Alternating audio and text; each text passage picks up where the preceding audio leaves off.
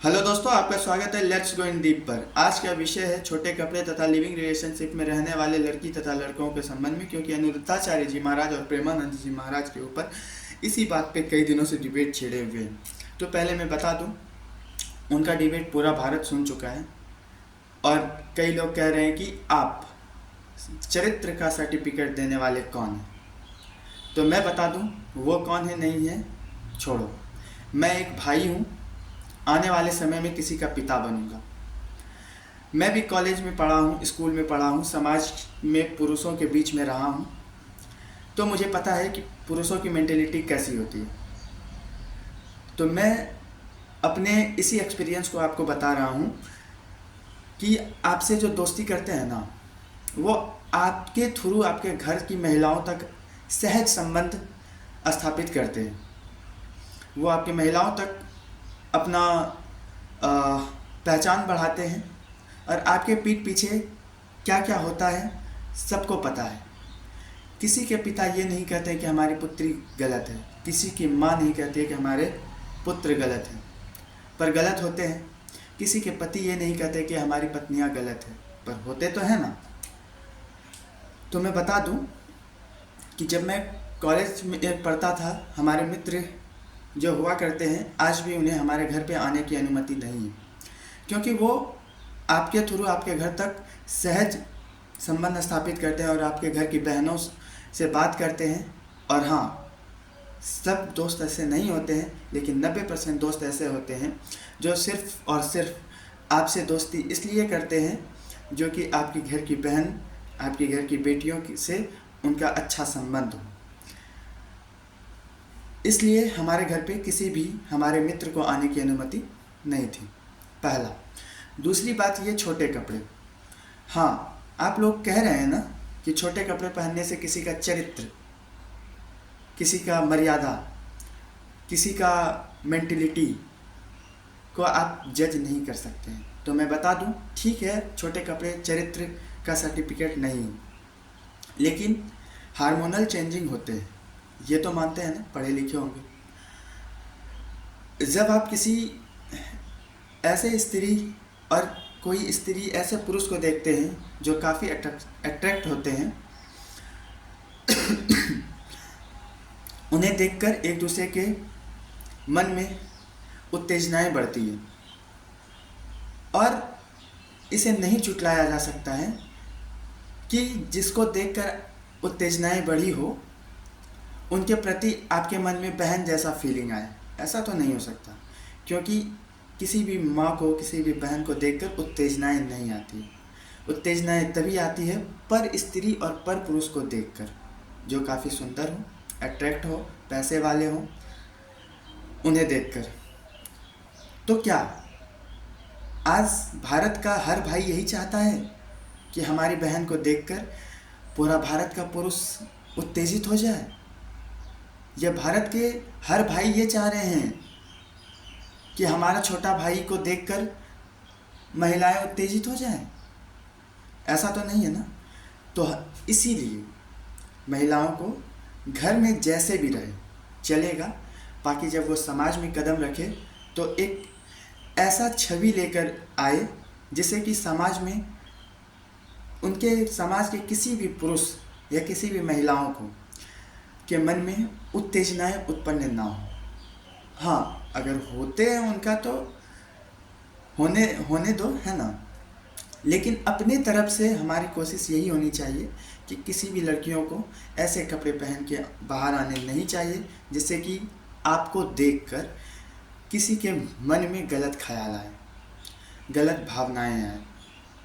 क्योंकि मैं भी एक भाई हूँ, मुझे पता है अगर हमारी बहनों पर कोई नज़र डाल दे और एक भाई को पता चल जाए कि वो लड़का हमारी बहनों को देखकर कमेंट किया हो, या गलत बातें सोचा हो, या गलत बातें किसी और को कहा हो, और ये बातें पता चल जाती है, तो एक भाई ये बर्दाश्त नहीं कर सकता है और वो आगे पीछे कुछ नहीं सोचता है कि भारत का संविधान क्या कह रहा है, समाज क्या कह रहे हैं। सबसे पहले उस जो लड़का कुछ आपके बहन के प्रति, आपके घर की किसी भी महिलाओं के प्रति कुछ कहा होता है, उनको घर से निकाल कर द्वार पे मारा जाता है। आपने कई वीडियो देखे होंगे ऐसा।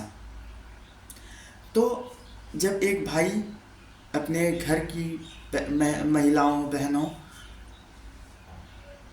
का किसी के लफ्ज़ों से सुना हुआ वर्ड बर्दाश्त नहीं कर सकते हैं, तो फिर आप ही बताइए, क्या हम पूरा दुनिया से तो लड़ नहीं सकते हैं?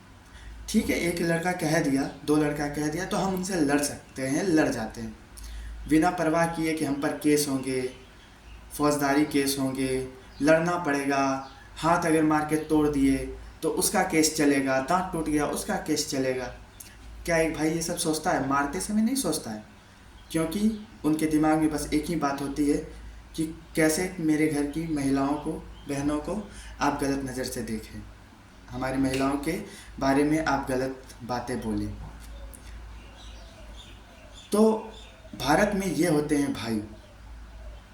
वहीं प्राचीन में भी कहा जाता है कि सुपनखा क्या की नहीं की, पर सुपनखा अपने भाई को जाकर बोले कि मेरे साथ वहाँ कुछ गलत हुआ, तो रावण बिना सोचे समझे राम से लड़ने के लिए पूरा खानदान लगा दिए। तो आप बताइए, जिस भारत में पूरा परिवार एक महिलाओं की सुरक्षा करने के लिए कटने मरने के लिए तैयार हो जाते हैं, तो उस महिलाओं को, उस बहनों को आप अर्धनग्न पूरे समाज में आने की अनुमति कैसे दे देते हैं? नहीं देनी चाहिए। और जो लोग कहते हैं कि हमें संविधान हक देते हैं, तो आपको बता दें कि संविधान ये भी हक देते हैं कि आपके बेटे या बेटी 18 साल के हो जाए तो आपका लालन पालन सब खत्म, जो भी आपने उसके लिए किया वो सब खत्म। अब वो डिसीजन खुद से ले सकते हैं। और इसका साइड इफ़ेक्ट देखिए, वो क्या डिसीजन लेते हैं। वो भाग कर किसी से ब्याह कर ले रहे हैं। वो मतलब कल बड़ी हुई है, कल उनको संविधान मिला है, कल उसको संविधान के बारे में जानी है, और आज से पिता का, माता का रोल ख़त्म। मतलब आपके बेटा बेटी 18 साल के हो गए, संविधान कहते हैं कि माता पिता का हक ख़त्म, वो जो चाहे वो कर सकते हैं। तो क्या करें? अपने घर की महिलाओं को, अपने घर के पुरुष को, या जो लड़के हैं, छोटे बच्चे हैं 18-20 साल के हैं, तो क्या करें? उसके हालात पे छोड़ दे कि बेटा अब तुम बड़ा हो गया, बेटी तुम बड़ी हो गई, संविधान भी कह रहा है कि तुम जो कर सकती हो करो। भाई, संविधान इस चीज़ का हक देते हैं कि आप बढ़ो, पढ़ो, अंतरिक्ष तक जाओ, पाताल तक का अध्ययन करो। लेकिन वो क्या कह रहे हैं? इस संविधान का क्या मतलब निकाल रहे हैं कि मुझे हक देते हैं संविधान कि हम जैसे कपड़े पहने, और हमारे ही समाज में उर्फी जावेद जैसी लड़कियों को भाई स्टारडम मिल रहा है। ये गलत राह है, गलत पथ है। और एक भाई होने के नाते से ये आहत होकर मुझे कहना पड़ रहा है कि भारतवर्ष अपना पहचान खोते जा रहा है, क्योंकि भारत एक ऐसा देश रहा है जिसे देखकर अन्य कंट्री भी अपने परिवार, अपने समाज के प्रति उत्तरदायी बनते हैं। क्योंकि आप लोग भी देखे होंगे सोशल मीडिया पर बहुत सारे वीडियो जिसमें विदेशी महिलाएं कृष्ण भक्त बन रहे हैं, राम भक्त बन रहे हैं, और भी साड़ियाँ पहन रहे हैं, कीर्तन कर रहे हैं, भजन कर रहे हैं, पढ़ाई कर रहे हैं। लेकिन भारत की महिलाओं, भारत की लड़कियों क्या कह रही है? हमें छोटे कपड़े पहनने। भाई, छोटे कपड़े आप पहनो, आप घर में पहनो। और हाँ, अगर आप घर में छोटे कपड़े पहनना पसंद नहीं करते हैं और बाहर में छोटे कपड़े पहनना पसंद करते हैं, तो इस बात को आप सीरियस लीजिए और अपने नेचर को संभालिए, क्योंकि बाहर की हालात अच्छे नहीं हैं। बाहर में बहुत सारे पुरुष, बहुत सारी महिलाएं हैं जो यही चाहते हैं कि आपके झांकता हुआ बदन को वो देखे और आप पे कमेंट करें। क्या भारत की महिलाएं, भारत की लड़कियां भी यही चाहती है कि हाँ देखो, हम दिखा रहे हैं, इधर से फटा, इधर से, है ना? तो क्या आप लोग भी यही चाहते हैं कि हाँ ठीक है, हम दिखाएंगे, पुरुषों को उत्तेजित करेंगे? ऐसा क्या? नहीं ना। तो जब आप नहीं चाहते हैं, हम नहीं चाहते हैं, एक भाई नहीं चाहता है, बहन नहीं चाहती है, तो वो जो न्यूज के बड़े बड़े मंच पर बैठ कर कह रही है कि संविधान हमें हक देते हैं, वो कौन है? वो एक ऐसी महिलाएं हैं जो, वो कहते हैं ना, शेर के खाल में भेड़िया का छिपा होना, वो है जो ऐसी बातें कहते हैं कि संविधान हमें हक देती है जैसा कपड़ा पहने। नहीं बहनों, आपके कपड़े से आपका चरित्र का सर्टिफिकेट नहीं मिलता है, लेकिन हाँ, आपके अच्छे कपड़े पहनने से समाज आपको बुरा नहीं कह सकता है, कोई गलत नहीं कह सकता है। अगर हाँ, बहुत सारी न्यूज में कहा जा रहा था कि एक बच्ची के साथ ये हुआ, बूढ़ी के साथ ये हुआ, तो वो अपवाद है, और जो अपवाद हैं उन्हीं के लिए जेल बने हुए हैं, सड़ रहे हैं वहाँ पे, और उनकी ज़िंदगी वहाँ पे कैसा है, जो वहाँ रहते हैं उनको पता है। तो अपवाद में नहीं जाना है, नहीं तो आपके लिए भी भारत में बहुत सारे कानून हैं, जेल हैं, पुलिस हैं, पुलिस के डंडे भी। हाथ जोड़कर निवेदन करता हूँ हमारी भारत की महिलाओं और बहनों से कि एक भाई आप लोगों से अनुरोध कर रहा है कि कभी भी ऐसा कदम ना उठाए, कभी भी ऐसे कपड़े ना पहने कि जिससे कि आपको तो अच्छा लगेगा, लेकिन आपके घर के भाई, आपके घर के पिता जो अपनी बहनों को नहीं कह पाते हैं कि बाहर में नंगा घूम रही हो, आधा कपड़ा पहन के घूम रही हो, नहीं कह पाते हैं, लेकिन उनके बिना कहे ही आप लोग समझ जाओ कि आपके घर के पिता, आपके घर के भाई भी नहीं चाहते हैं ऐसा।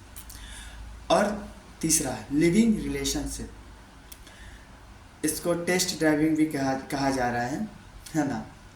तो अनिरुद्धाचार्य जी महाराज का भी कहना यही था कि लिविंग रिलेशनशिप में रहने वाले लड़के तथा लड़कियों के संबंध में, कि अगर वो लिविंग में रह रहे हैं, एक के साथ रह रहे हैं और उन्हीं से विवाह कर पूरी ज़िंदगी निर्वाह कर रहे हैं तो सही है। लेकिन आप बताओ, एक लड़का को टेस्ट किए, वो उनके लायक नहीं निकला, उसको छोड़ो। दूसरा टेस्ट किए, वो नहीं निकला, उसको छोड़ो। तीसरा टेस्ट किए, वो नहीं निकला, छोड़ो। एक लड़का एक लड़की को टेस्ट किया, वो नहीं हुआ, उसको छोड़ो। दूसरे को टेस्ट किया, वो नहीं हुआ, उसको छोड़ो। तीसरे को किया, वो नहीं, वो छोड़ो। आपको पता है, आप जब घर में रहते होंगे तो कभी आपके पिताजी से आपका झगड़ा हो जाता है, आपकी मम्मी से मनमुटाव हो जाता है, कभी बहनों से, कभी भाई से। जब आपके खून के रिश्ते जो होते हैं उनमें भी उलझने आती है ना, तो क्या करते हैं, उनको छोड़ देते हैं, नहीं छोड़ते हैं ना। तो उसी तरह से एक रिश्ते जो होते हैं ना, उसको सजाने का काम आपकी शालीनता, आपकी सहजता, आपका त्यागने तथा एक्सेप्ट करने का जो क्षमता है वो बरकरार, वही निर्धारित करता है कि आपका परिवार आगे कैसे चलने वाला है। ऐसे में अगर आप टेस्ट करते जाएंगे तो एक लाइन है, बुरा जो देखन मैं चला, बुरा न मिलिया कोई, आपने दिल को ढूंढ लिया, मुझसे बुरा ना कोई। तो आप किसको टेस्ट करने जा रहे हैं? भाई आप खुद अच्छे बन जाइए, और कहते हैं कि आप जैसा होंगे वैसा ही व्यक्तित्व के लोग आपसे मिलेंगे। तो लिविंग रिलेशनशिप गलत है, हाँ सही तब है जब आप एक लड़की हो, एक लड़का हो, उन्हीं से आप विवाह स्थापित करके पूरी ज़िंदगी निर्वाह कर रहे हैं। बाकी आप 4 जगह मुंह मार रहे हैं, ऐसा उनका भी लैंग्वेज था, और वो कह रहे हैं कि गांव का लैंग्वेज है। ये बात सच है, ये बहुत ही तुच्छ सा वर्ड है, छोटा सा वर्ड है, गांव घर में कहा जाता है। मुंह मारना या पैर जमाना, और भी बहुत सारी वर्डें हैं। तो लिविंग रिलेशनशिप में नहीं रहना चाहिए, क्योंकि मैं खुद नहीं चाहूँगा कि हमारी बहनें 4 लड़का के साथ रहे, एक लड़का के साथ 1-1 साल तक रहे। मैं खुद नहीं चाहूँगा कि मेरे भाई 5 लड़की के साथ रहे, 4 लड़की के साथ रहे, एक लड़की के साथ 1 साल, फिर एक लड़की के साथ 1 साल, फिर एक लड़की के साथ 1 साल। ये गलत है, और भारत जैसे देश में तो वाकई गलत है। और जो लोग कह रहे हैं कि समय के परिवर्तन के साथ कुछ परिवर्तनें आती हैं, तो बता दें कि समय के परिवर्तन के साथ बहुत कुछ परिवर्तन आती है, लेकिन इस परिवर्तन के दौर में अगर हम गलत परिवर्तन को भी सपोर्ट करें तो ये सही नहीं है। परिवर्तन ज़रूरी है, पर ऐसा परिवर्तन नहीं जिससे कि आपके पुत्र या आपके पुत्रियाँ, आप सोचो ना, बचपन में आप लोगों को एक मोरल क्लास होता है, उसमें सिखाया जाता है बात का बतंगड़। मतलब आप किसी 10 लड़के का लाइन में खड़ा करते हैं, एक लड़के के कान में कुछ कहते हैं, कुछ लाइन, तो वो लड़का फिर पीछे वाले कहता है, वो लड़का फिर पीछे वाले को, वो लड़का फिर पीछे वाले को। जब 10वां तक जाता है तो आप बोले यहाँ कुछ और हैं, और 10वां लड़का से जब आप पूछेंगे कि ये लड़का क्या बोला, तो वो जब बोलेगा तो आपकी कही गई बातें जो वो लाइन में चल रही है वो 10वां तक जाते जाते लाइनें बदल जाती है। तो उसी तरह अगर परिवर्तन के दौर में अभी थोड़ा सा छूट दे दी जाए गलत प्रथाओं को, तो अभी तो आप कुछ कुरीतियों का हवाला देकर इसको शुरू कर देंगे, लेकिन जो गलत है अभी हल्का सा गलत अगर आप छोड़ दे रहे हैं तो वो 10 तक जाते जाते वो इतना कुरूप और ये इतना गंदा प्रथा बन चुका होता है जिसका कि आप अंदाज़ा भी नहीं लगा सकते। भारत में ये भी कही जाती है सती प्रथा गलत थे। हाँ, सती प्रथा गलत थे, पर सती प्रथा कौन शुरू किया था? भारत की गरीब महिलाओं के द्वारा सती प्रथा शुरू नहीं हुए थे। भारत में वो जमींदार, वो राजाओं की महिलाओं के द्वारा सती प्रथा शुरू हुआ था। वो इसलिए क्योंकि उसमें कुछ राजनीतिक कारणे हुआ करते थे, लेकिन एक बड़े घर की महिलाएं जब ऐसा कदम उठाई तो सोचो कुछ 100, 200, 300 वर्षों में वो मजबूरी प्रथा का रूप ले लिया, है ना। तो इसलिए कभी भी ऐसी प्रथाओं का जो अभी तो छोटा सा गलत लगे, है ना, उसको सपोर्ट नहीं करना चाहिए, क्योंकि वो बाद में बहुत बड़े घाव होते हैं, नासूर होते हैं, जिसको सुधारा नहीं जा सकता है। कागज़ के पन्नों तक ही सुधारा जा सकता है, हकीकत में नहीं। आज भी एक उदाहरण है, हम भारत के लोग अप्रॉक्स 200 साल तक अंग्रेज़ों के गुलाम रहे हैं,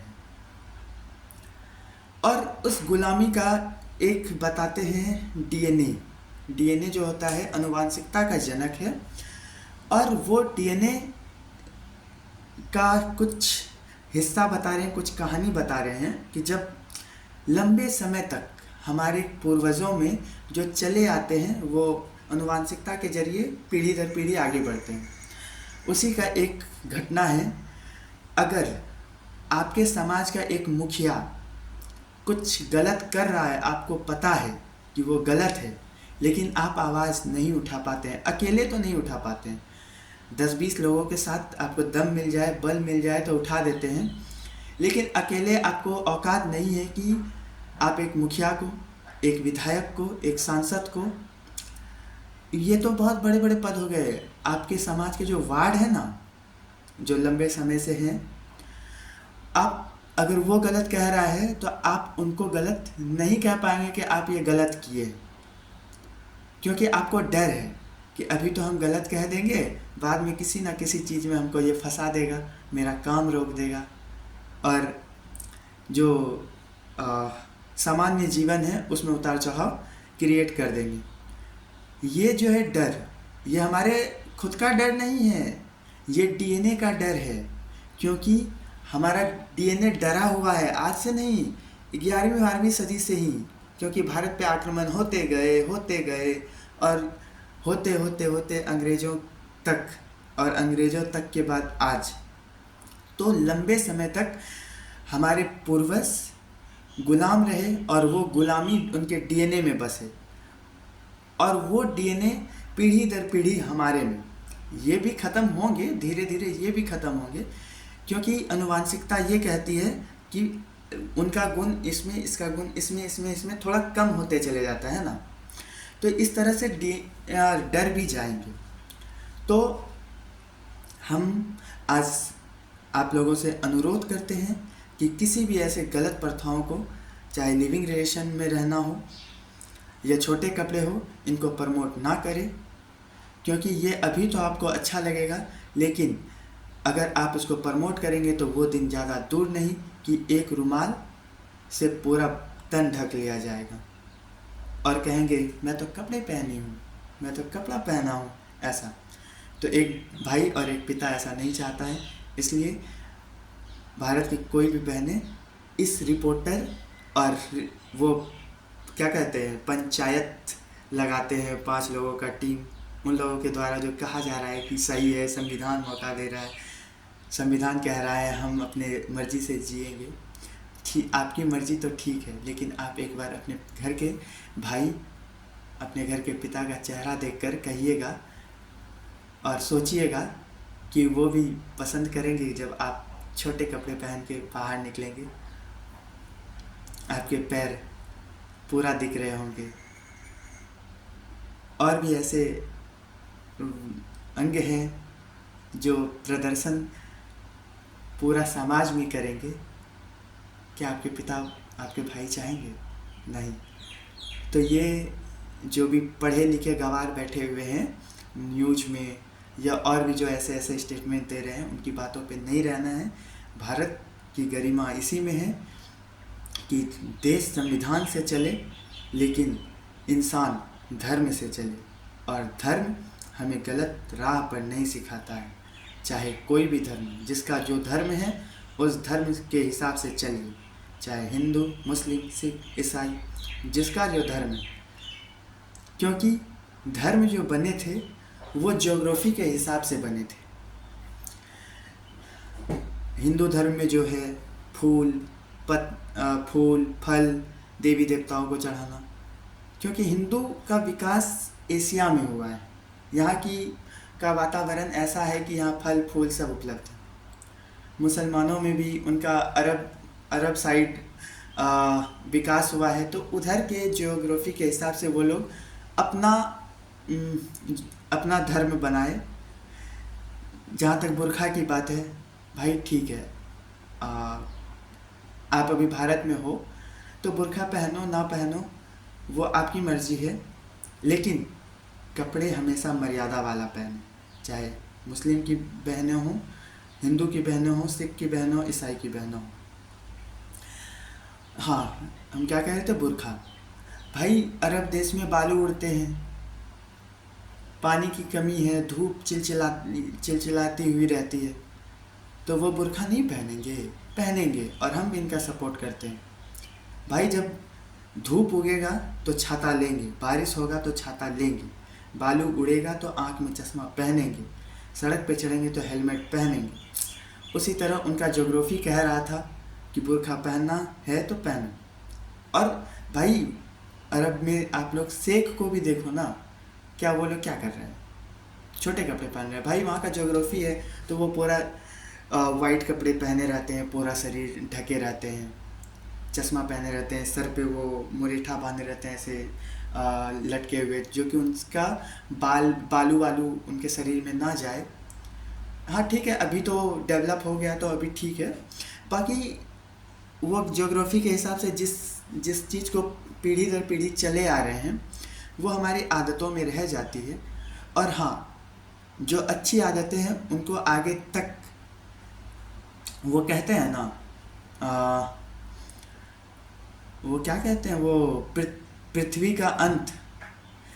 का जब तक अंत नहीं हो जाए तब तक जो अच्छी प्रथाएं हैं उनका निर्वाह करना चाहिए और करना होगा, नहीं तो पृथ्वी का अंत बहुत ही जल्दी हो जाए।